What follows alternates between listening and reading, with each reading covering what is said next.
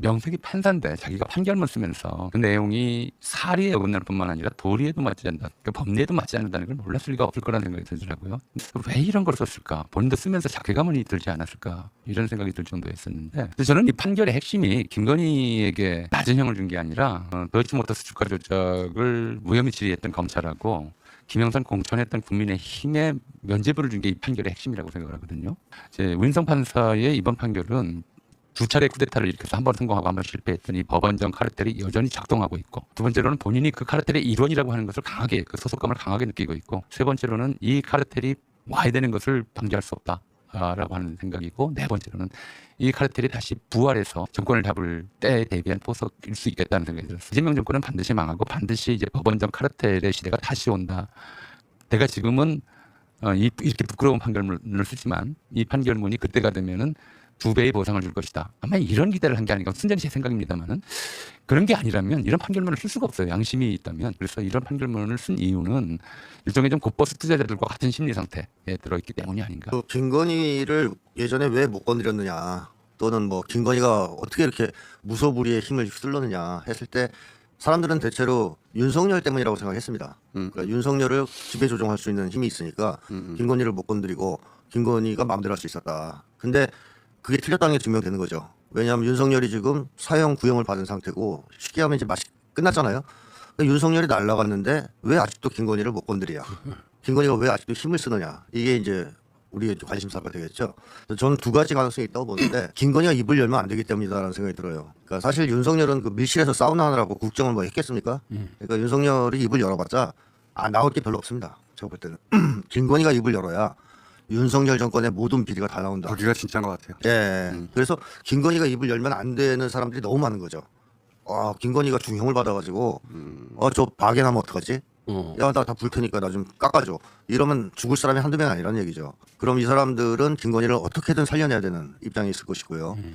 또 한 가지의 가능성은 제가 예전부터 제기했던 것인데, 김건희 가문이 포함된 범죄 카르텔이 있을 수 있다. 이 카르텔, 저는 있을 거라고 예상합니다.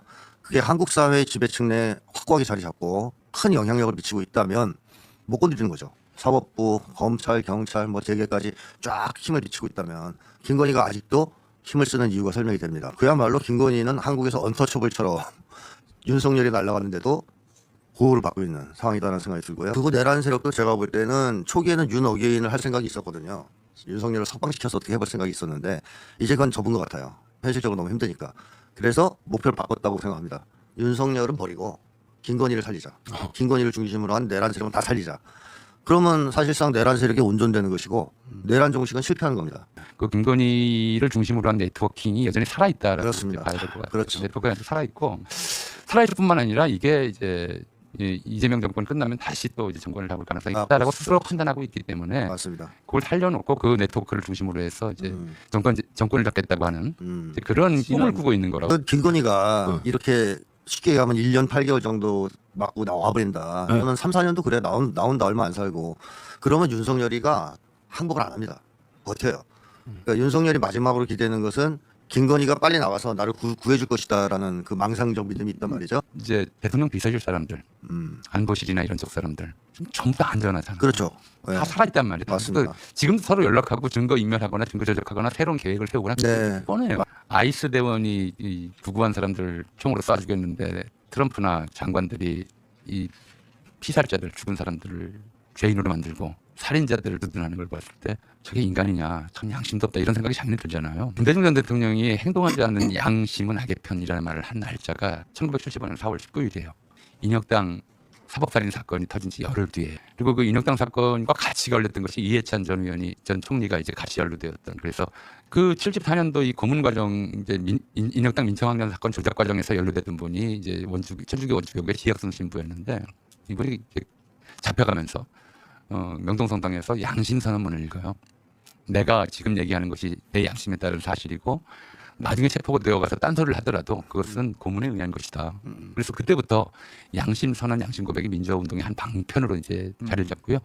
그때 그 무렵부터 이제 1974년 이해찬 의원 때부터 양심의 시대인 거였어요. 그래서 그걸 따와서 김대중 대통령이 이인혁당 그 사법살인 나고 나서 열흘 뒤에 행동하지 않는 양심을 하기 편이다라고 선언을 한 거예요. 그래서 양심 시대의 최선봉에 있었던 분이 이해찬. 이해찬 전 총리는 개인의 목숨이나 부귀 영화에 연연하지 않는 삶이 얼마나 고귀할 수 있는가 이런 걸 좀 보여준 살아있는 모범이다 저는 그런 생각이. 포기하면 좌절하고 좌절하면 견절한다 이런 말이 있더라고요. 의미심장한 말씀이죠.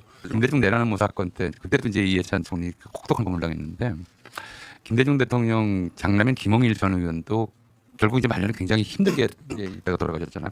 당시 고문을 어떻게 했냐면 전 군부가 김대중 전 대통령을 고문한 게 아니라 그 옆방에 김홍일 씨를 놓고 고문을 했어요. 그래서 그 고문당하는 비명소리를 하루 종일 듣게 만들었던 그렇게 자식이 자기 고문당한 하루 종일 듣게 만들었던 그런 짓 했죠. 정말 잔인하고 악랄한 자들이었거든요. 근데 그런 상황을 겪으면 한 차례라도 겪으면 그 트라우마가 워낙 강해서 고문을 또 당할 수 있다는 것 자체가 겁이 나요. 네. 그 상황을 피하고 싶죠. 네. 계속 피해요. 근데 이해찬 아까 말씀하셨듯이 이해찬 전 총리는 그 상황을 3번을 겪었어요. 안 피했어요. 움츠리지 않았던 것.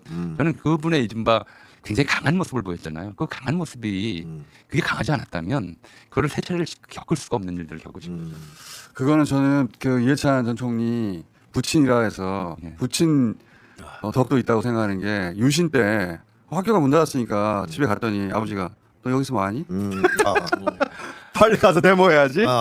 그러셨다고. 그분이 원래 공대에 입학했다가 적성이 안 맞는다고 다시 공부해서 사회학과. 물리대 사회학과로 원래 2번 입학하신 분이니까. 아니, 천재과죠, 천재과. 천재과인데 아버지가 그래가지고 쫓아내가지고 다시 오라. 역시 그 시절에는 유신하다가 잡혀가면 사라지는 거잖아요. 맞습니다. 네. 죽는 건데 아버님 피가 거기 있는 것 같아요. 그걸 개화하신 뭐 여기서 뭐 하냐? 오, 근데 그 빨리 가라. 양심 있는 사람이라면 유신 체제를 저걸 사람이 할 수 있는 짓이라고 볼 수가 없었던 상황이에요. 손님 이성부. 어느 날 밤 내 깊은 잠의 한가운데에 뛰어들어 아직도 깨끗한 손길로 나를 흔드는 손님이 있었다. 아직도 얼굴이 하얀 불타는 눈에 청년이 거기 있었다. 눈 비비며 내 그를 보았으나 눈이 부셔 나는 눈을 감았다. 우리들의 땅을 우리들의 피로 적셨을 때, 우리들의 죽음이 죽음으로 다시 태어났을 때, 사랑을 찾았을 때, 검정 작업복을 입었던 내 친구, 밤 깊도록 머리 맞대었던 내 친구, 아직도 작업복을 입고 한 손에 책을 들고 말없이 내 어깨 위에 손을 얹었다. 아, 부끄러운 내 어깨 위에, 더러운 내 세월이 어깨 위에 그 깨끗한 손길로 손을 얹었다. 삼가 고인의 명복을 빕니다.